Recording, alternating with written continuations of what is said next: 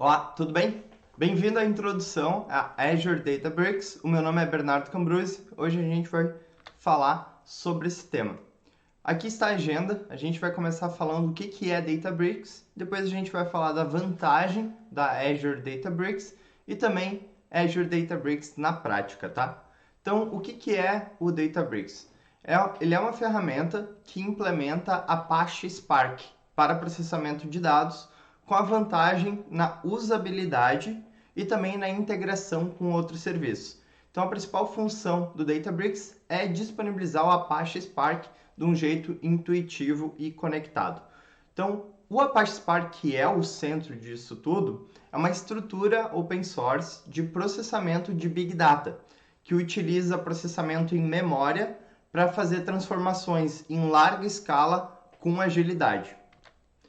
A vantagem de usar o Azure Databricks é porque existe uma parceria da Azure e a Databricks que deixa você utilizar esse recurso conectando com outros serviços da Azure. Então, se você já tem parte do seu ecossistema utilizando recursos da Azure, você consegue plugar o Databricks na sua operação e tirar a vantagem do processamento dele e também da facilidade de uso.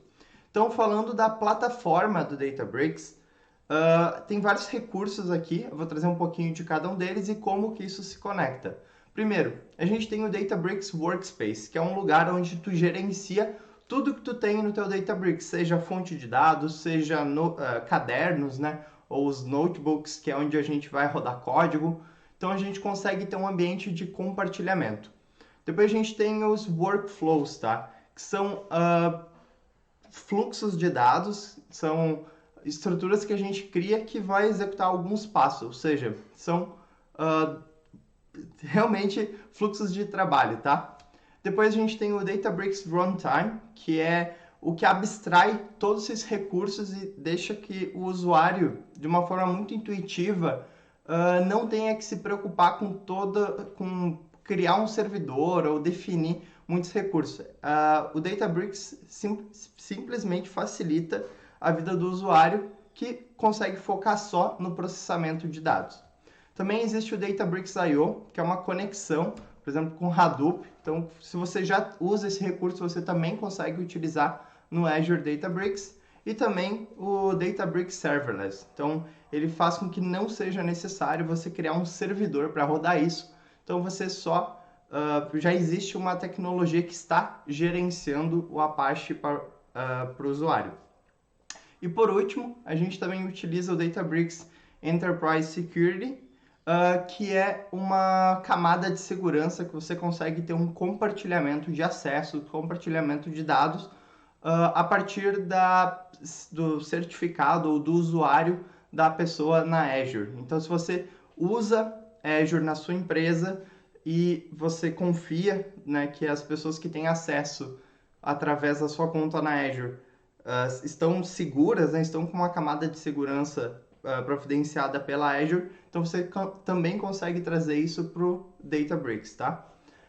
Então, a gente consegue conectar ferramentas de armazenamento, que pode ser um Blob Storage, um Data Lake, um DW, pode ser Apache Kafka, Hadoop, ou seja, a gente consegue passar dados para o Azure Databricks, que é onde a gente vai processar, e a gente consegue alimentar aplicações, por exemplo, de Machine Learning ou streaming de dados, ou um Data Warehousing, ou também até um Power BI, ou seja, a gente tem várias formas de consumir esses dados ou várias possibilidades de aplicações que a gente pode alimentar a partir do Azure Databricks. E outro ponto muito interessante é da estrutura que isso disponibiliza para times e empresas, tá? A gente pode ter engenheiros de dados utilizando o Azure Databricks, realizando algumas tarefas, a gente pode ter cientistas de dados também utilizando o Azure Databricks, analistas de dados e outros. Ou seja, numa mesma plataforma, a gente consegue ter uma usabilidade que tu tem diversos perfis ou diversas funções que pessoas diferentes operam e você consegue ter uma sincronia, tá? Agora um cenário da implementação do Azure Databricks. Então a gente pode ter uma fonte de dados, seja uma aplicação comercial, uma aplicação customizada, sensor ou dispositivo. Tá? Isso aqui seria a parte de ingestão. Na Azure a gente usa o Data Factory, que ele controla todo o movimento de dados, todas as pipelines e orquestração, tá?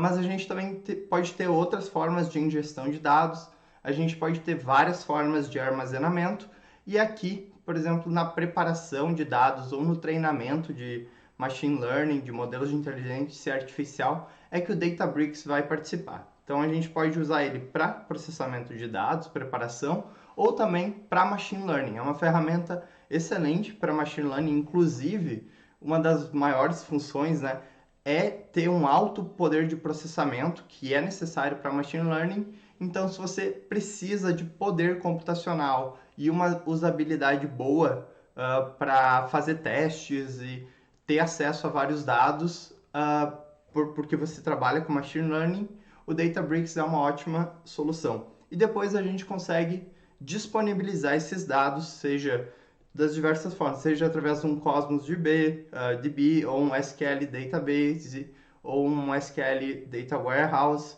ou também Analysis Services.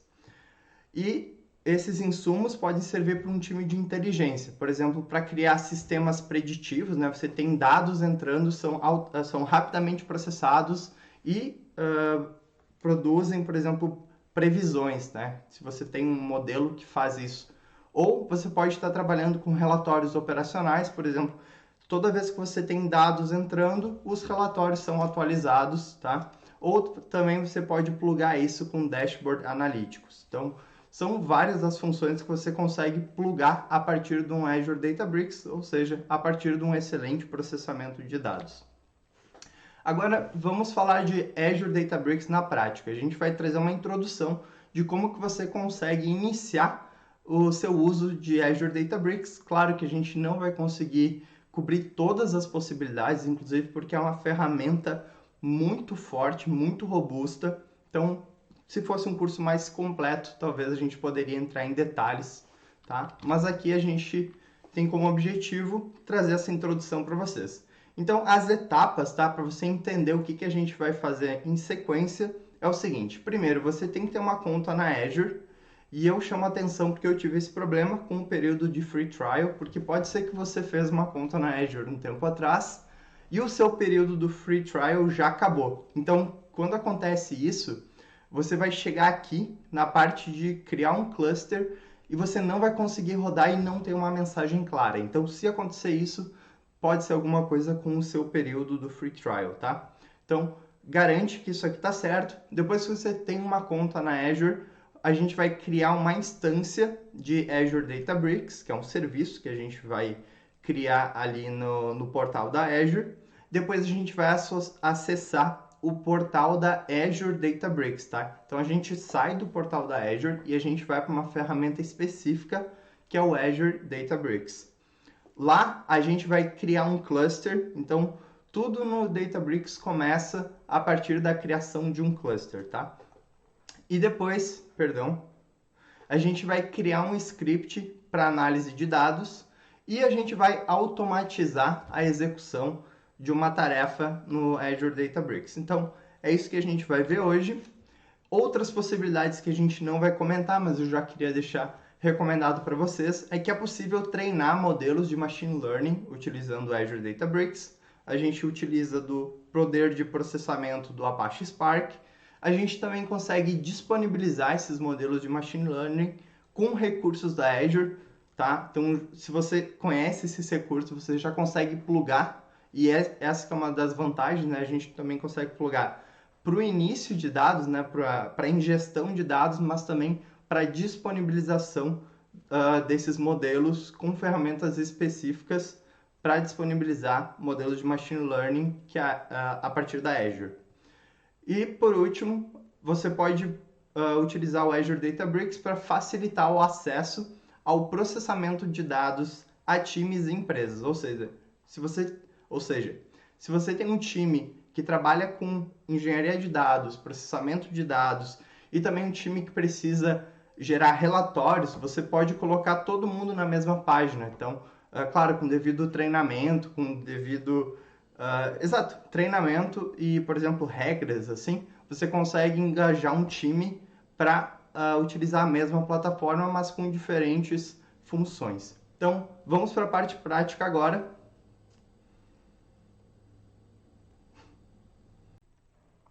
Olá, iniciando a parte prática do nosso treinamento, eu estou aqui no portal da Azure.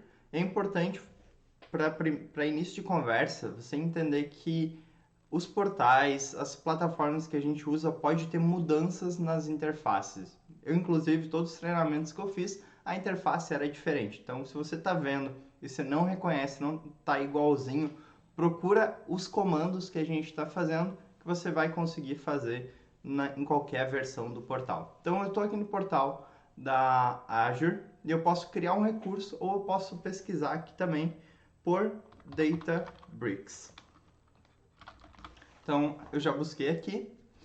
Ele vai mostrar os serviços que eu já tenho, tá? Ali na tela anterior, eu posso clicar aqui em criar, tá? Então, eu clico criar um workspace do Azure Databricks. Aqui tem um detalhe, tá? Eu tinha uma assinatura para estudante, ela não funcionou. Agora eu tenho uma assinatura paga pelo uso. É um ponto que eu falei antes, que às vezes a gente faz o free trial e tem um tempo e depois a gente não consegue utilizar um recurso como um cluster do Azure Databricks. Então eu tive que ir lá e fazer uma outra assinatura.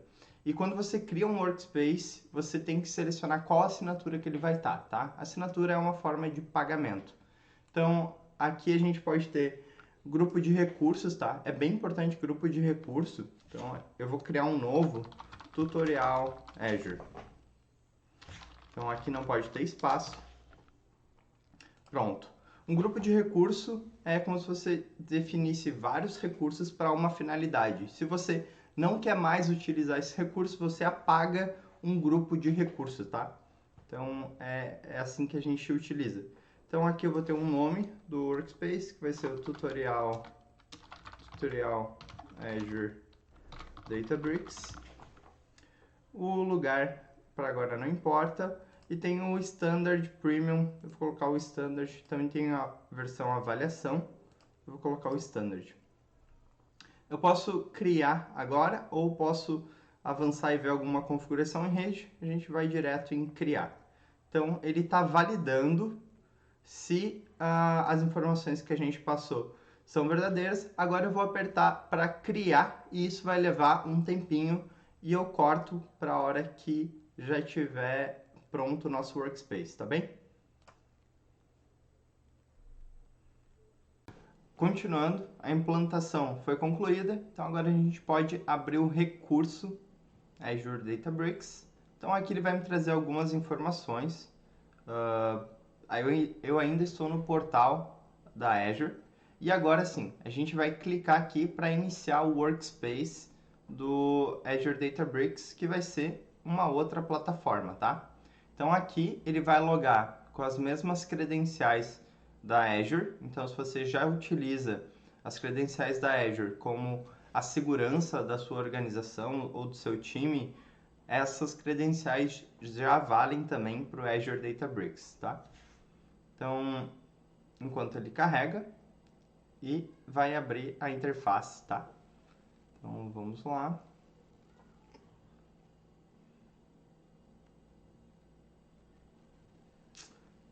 Pronto. Então, aqui está a interface do Azure Databricks. Aqui a gente pode criar novos recursos. Aqui a gente consegue ver espaços compartilhados, usuários, repositórios, arquivos recentes, buscar aqui dentro do Workspace. E aqui a gente tem, por exemplo, ferramentas de datas, então, de data, que é onde a gente vai ou criar tabelas, ou organizar a base de dados, conectar com recursos da Azure se a gente precisa. E aqui tem recursos de computação. Então, aqui no recurso de computação é onde a gente vai gerenciar os nossos clusters, tá? E aqui também tem os jobs, que é onde a gente vai automatizar tarefas. Então, você pode ver que a Microsoft Azure Databricks está em inglês, tá? Então, a gente vai ter que fazer essa tradução enquanto a aula está rolando. Então a gente vai criar um novo cluster. O nome desse cluster vai ser Tutorial Azure Databricks. Tem o modo Standard e o modo High Concurrency. E a diferença é se você vai utilizar um único cluster para várias pessoas, com vários processos, daí você precisa desse outro, mas a gente vai utilizar o Standard. O Runtime e as versões, você tem várias opções para escolher aqui. A gente vai utilizar a recomendada, a default ali. Uma parte muito importante é essa aqui, que diz que a gente vai terminar esse cluster, ou a gente vai pausar ele depois de 60 minutos, ou quanto tempo a gente definir aqui, de inatividade. Isso aqui é muito importante, tá? Porque você é cobrado por cada minuto que você utiliza esse cluster. Então, se você esquecer isso aqui aberto, a sua conta vai vir bem cara. Lembrando que é um recurso que é para você utilizar ou por um período muito curto de tempo, ou você, se você utiliza ele por muito tempo, deve existir alguma razão para isso, tá? Mas se você é um usuário comum, se lembre de marcar isso aqui, para que você não tenha um gasto excessivo. Das escolhas que você tem, você pode escolher desde uma máquina muito forte ou uma máquina mais simples, como essa aqui. Então, é isso que você escolhe. E aqui tem o Auto-Scaling, tá? Auto-Scaling quer dizer que ele vai ter um mínimo e um máximo de workers, e ele vai, conforme a demanda, diminuir ou aumentar esses workers para atender essa demanda. E o que a gente vai fazer para esse treinamento? A gente vai desativar isso aqui e a gente vai selecionar apenas um worker, porque a atividade que a gente vai fazer é extremamente básica, tá? E também existe, tá, um fator para ser considerado, que se você coloca muitos workers, você vai estar dividindo o trabalho, mas às vezes só o trabalho de dividir esse trabalho e depois juntar é mais trabalhoso do que fazer em um worker só. Se você está trabalhando com uma demanda pequena, tá? Alguma coisa simples, que é o que a gente está utilizando aqui. Se você é um usuário mais avançado e sabe do que está fazendo, coloca auto-scaling e deixa um nível bom de workers à sua disposição. Beleza? Então aqui a gente também tem opções avançadas, a gente não precisa ainda entrar nisso aqui. E a gente vai, então, clicar para criar um cluster. Isso aqui vai demorar um tempinho para rodar. E assim que terminar de rodar, a gente continua o tutorial, beleza? Pronto. Nosso cluster já foi criado. Então, quer dizer que ele está disponível. A gente pode vir aqui em criar um notebook, tá? Notebook vai ser um caderno que, para quem já usou o Jupyter Notebook, vai ser a mesma experiência. E para mim, uma das principais vantagens é porque eu gosto de usar SQL para trabalhar e processar dados e também criar relatórios. E a usabilidade do Jupyter Notebook é uma coisa muito interessante quando a gente está trabalhando com dados, porque a gente tem um recurso da interatividade, ou seja, a gente faz um pedaço de código e a gente já consegue testar rapidamente como que esse código está performando, que resultado que está trazendo. Então a gente consegue ter esse feedback na hora e criar isso com SQL, tá?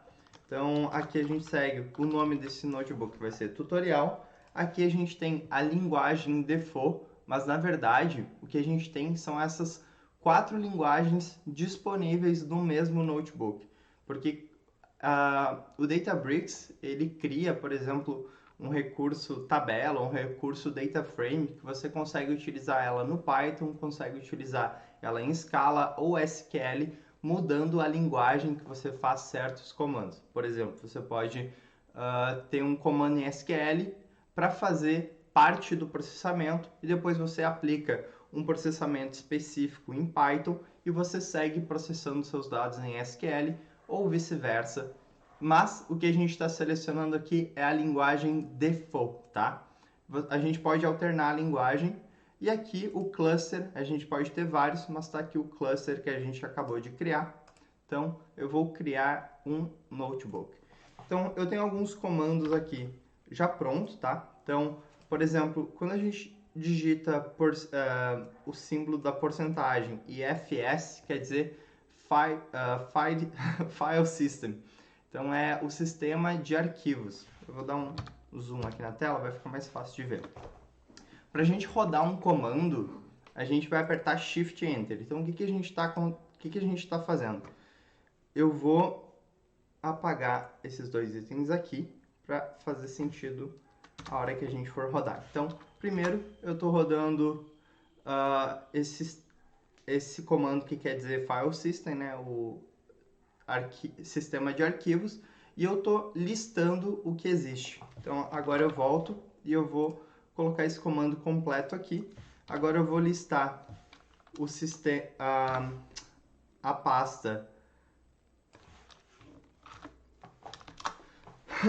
ls, desculpa, vou listar a pasta Databricks Datasets. Então aqui existem vários datasets que a gente pode escolher, tá? É um recurso que já vem junto aqui no Databricks. E agora a gente vai escolher esse arquivo aqui, que é um CSV que tem informações de computadores antigos, tá? E o que a gente vai fazer é um comando head, onde a gente vai buscar os primeiros 1000 bytes e ele vai mostrar desse arquivo aqui do CSV. Então, o que a gente tem aqui são as colunas e os valores, tá? Então, a primeira linha são as colunas, o valor, a velocidade, o HD, RAM, o screen, se tinha CD, se multi não sei o que é, se era premium, ads ou trend. Enfim, os principais colunas que a gente vai ter aqui vai ser o valor, a velocidade e RAM, tá? Então, aqui a gente sabe que a gente tem esse arquivo à disposição. Agora a gente vai utilizar um comando em SQL. Eu vou explicar o que ele está fazendo. Então, essa parte de baixo aqui, ó, vou copiar essa parte e vamos dizer o que ela está fazendo. Então, isso aqui é SQL, tá? Eu estou criando uma tabela com o nome Computers, usando o recurso CSV, e aqui estão as opções que eu estou passando. Então, o path, ou seja, o caminho, é esse aqui, é esse mesmo que a gente listou antes.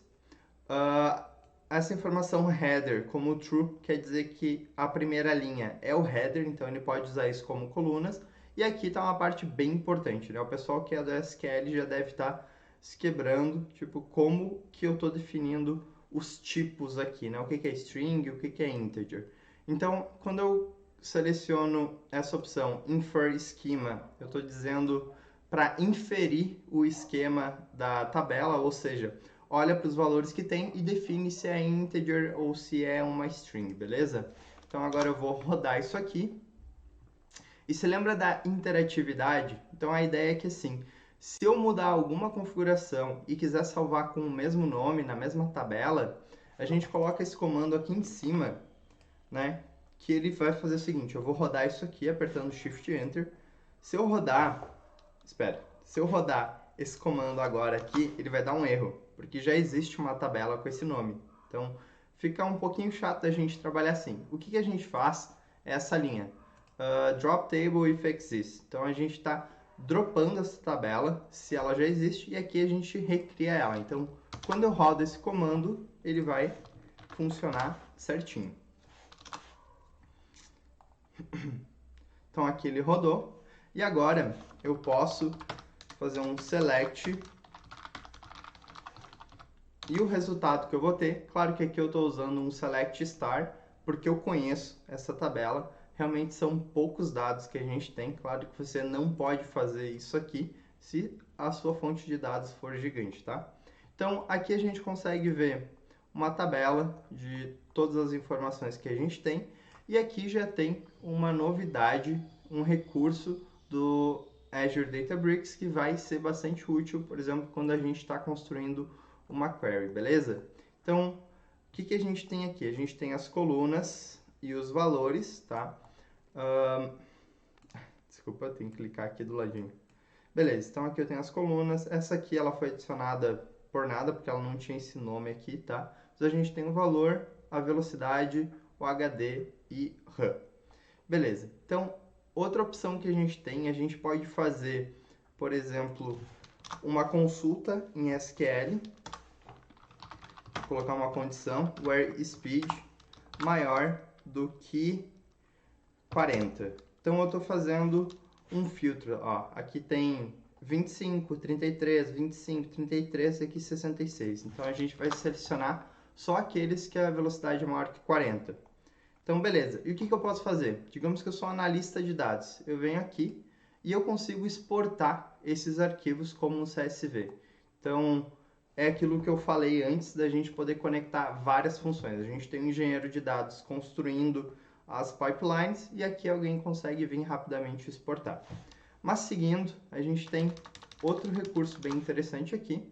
Então eu vou fazer de novo esse select e eu posso visualizar esses dados em forma de gráfico. Claro que aqui não está muito intuitivo o que quer dizer esse gráfico, mas a gente consegue alterar as configurações dele. Primeiro, tem vários tipos de gráfico, mas a gente vai vir aqui e editar essas informações. Plot options, perdão. Então, a gente vai apagar essas chaves aqui e os valores também e vamos pegar a memória, ou seja, a quantidade de RAM que eles têm e ver o valor, o preço dos computadores. Então a gente consegue ver que aqui ele está somando, então ainda não está fazendo sentido. Vamos ver o valor médio dos computadores. Então o que a gente está vendo? Que quanto maior a RAM, maior, né, os valores. E a gente ainda consegue, por exemplo, deixa eu fechar aqui. Agora ele alterou a visão ali. Ele manteve, vamos lá. Então, tá rodando aqui. E agora se a gente aplicar um filtro de novo, por exemplo, where speed maior que 25, a gente só tá pegando aqueles computadores, ou melhor, 40, a gente só tá pegando aqueles computadores que tinham acima do valor 40. E o que ele vai fazer? Essa visualização aqui já vai respeitar. Ou a gente pode fazer, por exemplo, desculpa, eu selecionei, onde a velocidade é maior que 40 e o RAM, acho que é assim o nome da coluna, maior que 4. Então o que a gente está fazendo vai filtrar só a partir desses valores aqui. Então, pessoal, foram consultas muito simples com SQL, mas a ideia é mostrar que a gente pode fazer isso aqui em larga escala. A gente também pode, por exemplo, pegar essa mesma tabela aqui, computers, e fazer parte do processamento em outra linguagem, por exemplo, Scala ou Python. E esse que é uma das vantagens de utilizar os cadernos, né, os notebooks do Databricks. Então, o nosso próximo passo é criar um job, né, uma tarefa automática da execução desse caderno aqui.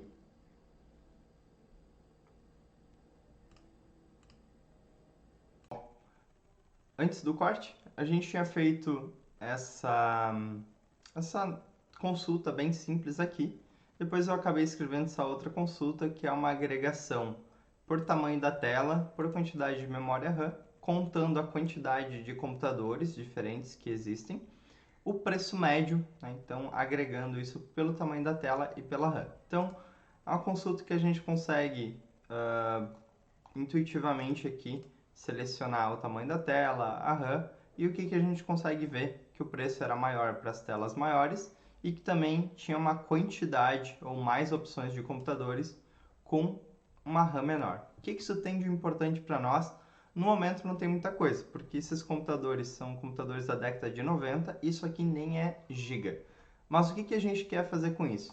O que a gente criou aqui foi um notebook, um caderno, que a gente vai realizar tarefas desejadas pelo nosso time. Por exemplo, pegar dados de um blob storage ou de um data lake, fazer um processamento, aplicar algum modelo de previsão, alguma coisa com machine learning e colocar isso num data warehouse, ou seja, fazer uma pipeline. O que a gente vai fazer agora é um job, é uma automatização dessa tarefa. Então, para a gente criar um job, a gente clica aqui do lado, tá? eu vou mostrar o menu para vocês.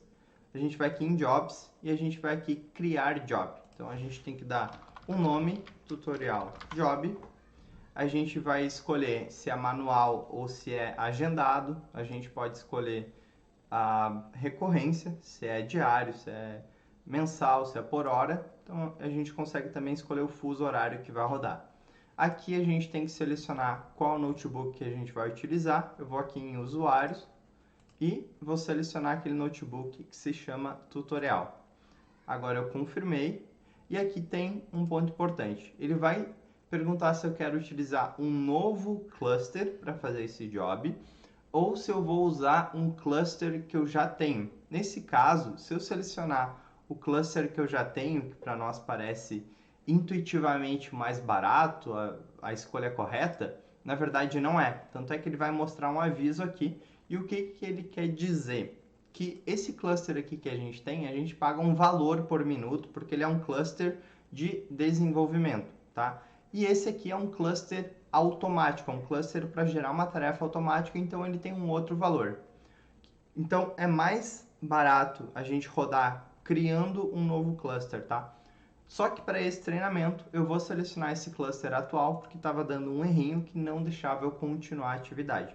Então aqui a gente consegue, ele vai reaproveitar aquelas informações, tá? Mas se a gente estivesse utilizando um novo cluster, a gente pode vir aqui e editar as informações. Por exemplo, a gente pode ter um cluster de desenvolvimento simples e um cluster para executar as tarefas que seja bem forte, bem robusto, tá? Então aqui de novo, selecionar o cluster que já existe, sabendo que não é a melhor escolha a se fazer. Eu vou criar essa job e pronto. Agora, aqui na parte de runs, que são todas as corridas, todas as execuções que já teve, eu vou ter um histórico. Ele vai rodar sempre essa hora, mas eu também posso clicar para rodar agora. Então, quando eu clico em rodar agora, eu posso ver os detalhes, tá? Então, ele vai dizendo a duração de quanto tempo já se passou desde que está rodando.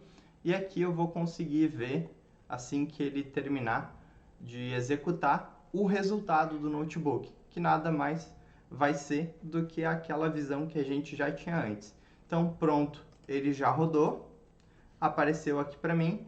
Eu posso ter várias versões, tá? Então, óbvio, se a gente roda uma tarefa que é cada dia a fonte vai mudar, o resultado também vai mudar. Então, agora eu clico para ver os detalhes e eu consigo ver o output do caderno, tá? Exatamente o que ele fez. Então, tá aqui os dados. Então, se a gente tivesse uma pipeline bem completa, um processamento complexo de dados, ele ia executar essa tarefa desde que os parâmetros, todas as conexões estivessem corretas. Então, era isso, um treinamento de como que a gente utiliza o Databricks, como que a gente utiliza notebooks e como que a gente cria jobs para executar essas tarefas automaticamente. Espero que você tenha gostado. Meu nome é Bernardo, aguardo seu contato no LinkedIn. Grande abraço, valeu!